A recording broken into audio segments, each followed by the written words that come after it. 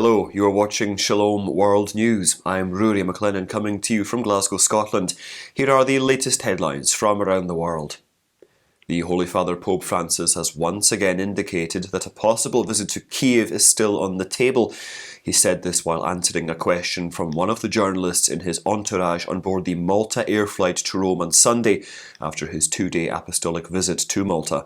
While reaffirming that he is doing everything possible to help Ukrainians using diplomatic channels, the pontiff said the plans to visit the Ukrainian capital are still in the balance. There is no, he said, adding that how it can be executed at the moment is still unclear. On board the flight, the Holy Father also slammed the war, terming it an act of cruelty that in what he said is the spirit of Cain. The Pope also indicated, however, that there could be a possible meeting with Russian Orthodox Patriarch Kirill somewhere in the Middle East. In a recent video message, Ukrainian Greek Catholic Major Archbishop Sviatoslav Shevchuk deplored the carnage that took place in the towns liberated from Russian troops. He explained that horrible war crimes had taken place, with towns near the capital city Kyiv being littered with hundreds of bodies, some with their hands tied and some naked, indicating that retreating Russian soldiers had carried out mass killings. The prelate said cities and villages are on fire again. The Major Archbishop also condemned the looting of houses and properties by Russian soldiers. He said truckloads of stolen goods are being taken to Russia by the soldiers. He said, quote, "This is the property of innocent victims whom the enemy wanted to wipe off the face of the earth." He also added that his church is active in distributing aid to displaced people. Polish President Andrzej Duda has invited the Holy Father to Poland to address his people and Ukrainian refugees as the war in the neighbouring nation shows no signs of abating. He made this invitation while visiting Pope Francis at the Vatican on April the 1st, the eve of his apostolic visit to Malta. The Polish president was received in audience by the Pope, and the two leaders discussed a number of contemporary issues. Following the brief meeting with the pontiff, Duda met Secretary of State Cardinal Pietro Parolin and the Secretary for Relations with States Archbishop Paul Richard Gallagher. According to the Holy See Press Office, the cordial conversations were focused on the ongoing war in Ukraine and the plight of the war-afflicted people. The meeting of the Polish president with Pope Francis took place more than a month after the Russian invasion, with Poland continuing to receive Ukrainians fleeing from conflict zones. Meanwhile, as per the United Nations High Commissioner for Refugees, more than 4 million people have fled Ukraine since the February the 24th invasion. A poll conducted across the United States by the Wall Street Journal has revealed that more Americans than not agree to a ban on abortions after the 15th week of pregnancy. The poll found that 48% supported the ban, with the only exception being protecting the health of the mother. On the other hand, 43% voiced their opposition to a prohibition. The poll also revealed that 31% of respondents strongly supported the ban, while 17% somewhat agreed with it. About 34% strongly voiced their opposition to a prohibition, and another 10% somewhat opposed it. The poll comes in the wake of several states in the US passing legislation banning abortion after 15 weeks of gestation. The Supreme Court will also rule on the constitutionality of a Mississippi law banning abortion after 15 weeks. If the law's constitutionality is upheld, then it could overturn the Roe v. Wade judgment that legalized the termination of pregnancy across the US in 1973. Economic crisis hit Sri Lanka has declared a state of emergency as the nation witnessed widespread protests against 13-hour power outages, skyrocketing prices of goods and fuel, and medicine shortages. The emergency was declared by President Gotabaya Rajapaksa on Friday, April the 1st, after hundreds of agitators tried to make their way into his residence.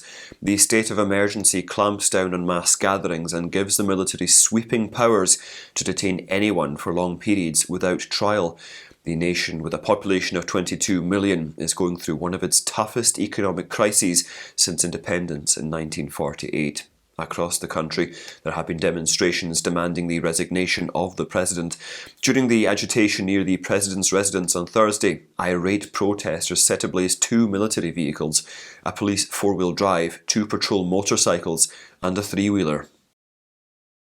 While much of the world is focused on the war in Ukraine, the unrest in the African nation of Mozambique continues. An insurrection led by jihadist outfits has intensified, and according to a report by the International Organization for Migration, the number of internally displaced people in the province of Cabo Delgado went up by 7% between December and February. According to a survey conducted between January and February, 49,100 more people were displaced compared to the figures of November of last year. Currently, as many as 784,000 people have fled the province because of the attacks in areas such as Nangada, Maluku, Macomia and the Quirimbas archipelago. While most of the displaced people live in host communities, a quarter of the people are lodged in makeshift camps. Meanwhile, on March the 24th, jihadists attacked Macomia village in the province, forcing people to leave. Pope Francis has named a priest of Indian origin as the new bishop of the Diocese of Columbus in the state of Ohio. The appointment of Father Earl Fernandez, who is also an exorcist with the Archdiocese of Cincinnati, was announced by Archbishop Christophe Pierre, the papal nuncio to the US, on Saturday, April the 2nd. Father Fernandez, a fourth-degree Knight of Columbus, will be consecrated and installed as Columbus's 13th bishop on May the 31st. He succeeds Bishop Robert Brennan, who was transferred to the Diocese of Brooklyn last year.